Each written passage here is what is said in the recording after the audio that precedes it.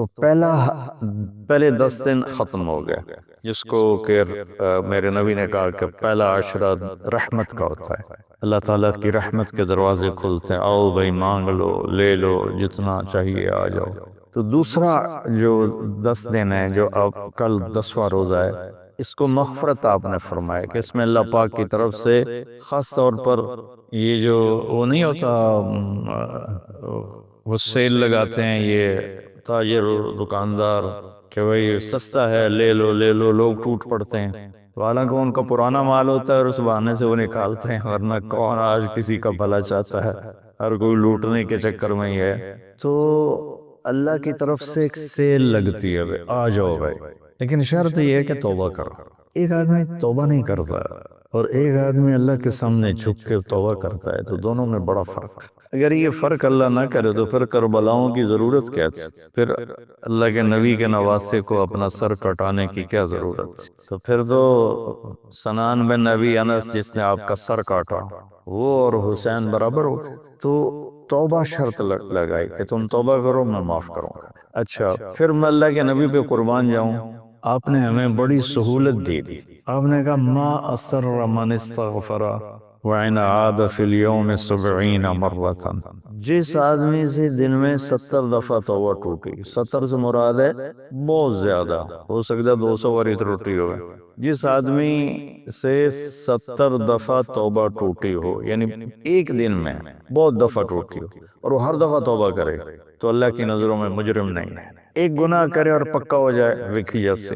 سارے کرندے پہن میں کر لیتا کی ہو گیا، یہ بڑا خطرناک جا رہا ہے، یہ نہیں چھوٹے گا۔ لیکن جو گناہ کر کے روتا ہے، ایک آدمی میرے پاس آیا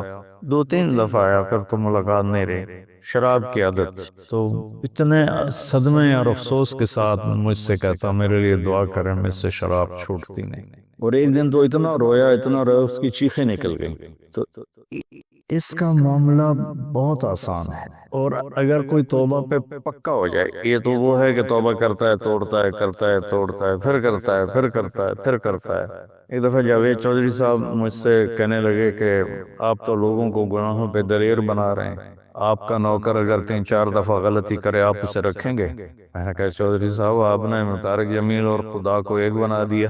میرا تو بیٹا بھی میرے ساتھ یہ سلوک کرے گا تو میں کہوں گا میرا پتر اے راہ پیا تے اے زمین پئی تے چھٹی کرو، تو میں تو اپنے بیٹے سے گزارا نہیں کروں گا، اس کو فارغ کر دوں گا، تو وہ تو نوکر تو بڑے دور کی بات ہے، وہ اللہ ہے جس کی رحمت، اس نے خود رحمتی وسعت کل شیء، پتہ میری رحمت نے ہر چیز کو گھیرے میں لیا ہوا ہے۔ تو توبہ کرتا رہے گا ندامت کے ساتھ، دل کے ساتھ، پھر نفس کے ہاتھوں مجبور ہو کر یا ماحول کے ہاتھوں مجبور ہو کر کچھ کرنا پڑ جاتا ہے، ہو جاتا ہے، پھر وہ توبہ کرتا ہے، اس کا معاملہ بہت آسان ہے۔ اور جو توبہ پہ پکا ہو جاتا ہے تو اس کے ساتھ اللہ کیا کرتا ہے؟ پہلے اللہ تعالیٰ نے کہا کہ والذین لا یدعون مع اللہ الہا آخر، میرے بندے وہ ہیں جو شرک نہیں کرتے، ولا یقتلون النفس التی حرم اللہ الا بالحق، اور جو کسی کو قتل نہیں کرتے، ولا یزنون، جو زنا نہیں کرتے، ومن یفعل ذلک یلقى اثاما، جو یہ کام کرتا کرتا مر گیا اس کو بہت بڑا اس کا تاوان بھگتنا پڑے گا، یضاعف له العذاب ویخلد فیہ مہانا، فیہا ہے، یضاعف له العذاب یوم القیامہ ویخلد فیہ مہانا، کہ اگر یہ کام کرتا ہوا ایک آدمی مر جاتا ہے، جیسے قبائلی دشمنیوں میں مارے جا رہے ہیں، مارے جا رہے ہیں، مارے جا رہے ہیں، اور ان میں قاتل 100 آدمیوں کا قاتل ہے، اپنی موت مر جاتا ہے، تو کہا اس کی تو خیر نہیں ہے، لیکن 100 کا قاتل توبہ کر لے، زنا کرنے والا توبہ کر لے، کفر کرنے والا توبہ کر لے، تو اللہ تعالیٰ فرماتا ہے کہ الا من تاب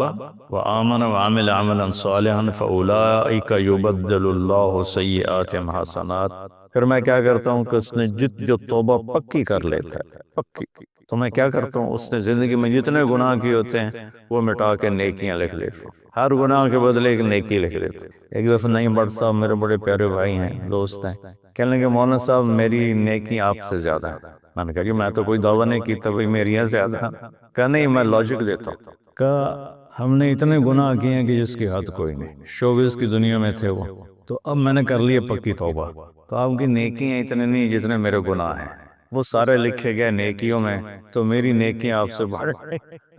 بڑی زبردست آپ نے لاجک دی ہے، بالکل ٹھیک ہے۔ اللہ پاک جس کو جتنا چاہتا ہے دیتا ہے۔ تو توبہ پر اللہ تبارک و تعالی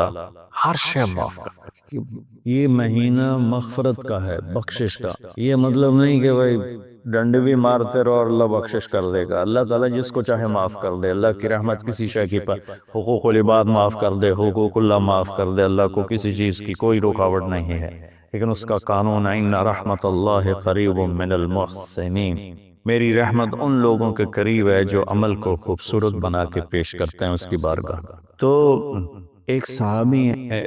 جنہوں نے حضرت حمزہ کو قتل کیا، حضرت حمزہ رضی اللہ تعالیٰ عنہ علیہ السلام، وحشی رضی اللہ تعالیٰ عنہ، اللہ کے نبی نے مکہ فتح کیا تو ان کے قتل کا حکم دے دیا کہ جہاں ملے قتل کر دو۔ تو وہ بھاگ گئے طائف۔ ان کو کسی نے کہا جو آ کے کلمہ پڑھ لینا اس کو معاف کر دیتے، اور جو آ کے معافی مانگی اس کو معاف کر دیتے۔ تو کہنے لگے میں نے منہ چھپایا اور چپکے راستوں سے مدینے پہنچا۔ اللہ کا نبی مسجد میں ایسے اپنے دھیان میں بیٹھے تھے، میں نے کہا اشہد ان لا الہ الا اللہ واشہد انک رسول اللہ، سب ایسے ہوئے۔ تو ان کا چہرے سے کپڑا ہٹایا، تو کہنے لگا مجھے امان چاہیے، امن چاہیے، میں امن کا طلبگار ہوں۔ تو آپ نے فرمایا اواشیون انت، تو وحشی ہے؟ کہا جی۔ کہا میرا دل تو تھا کہ تم مجھ سے امن طلب نہ کرتا اور میں تیری گردن اڑا دیتا، لیکن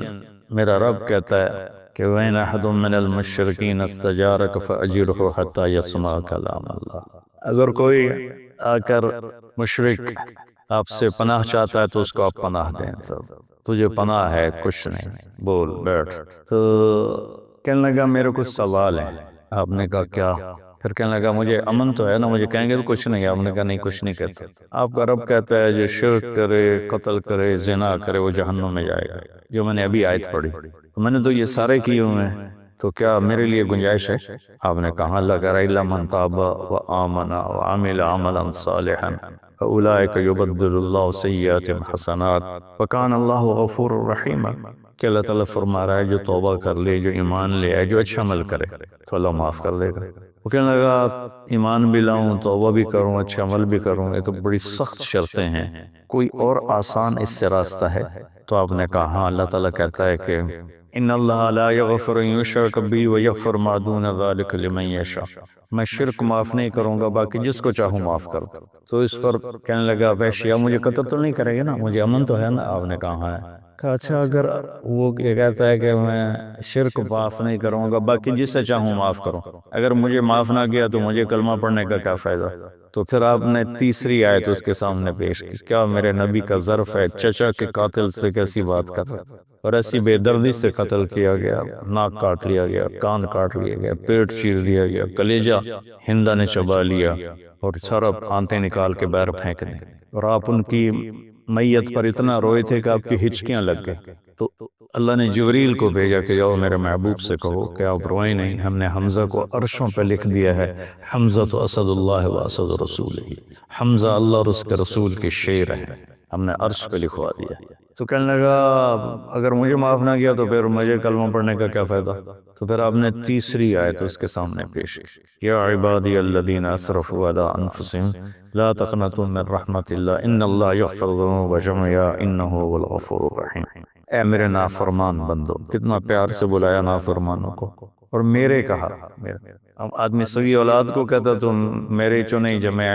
جب وہ نافرمان ہو جائے تو وہ اللہ تعالیٰ کافروں سے کہہ رہا ہے، نافرمانوں سے کہہ رہا ہے اے میرے نافرمان بندو جنہوں نے اپنے اوپر ظلم کیا، تم گھبراؤ نہیں، تم توبہ کرو، میں سارے معاف کر دوں۔ کہنے لگا ہاں اے گل ٹھیک، پھر اس نے کلمہ پڑھا۔ تو اللہ کے نبی نے پھر فرمایا اچھا یہ تو بتا یار، میرا چچا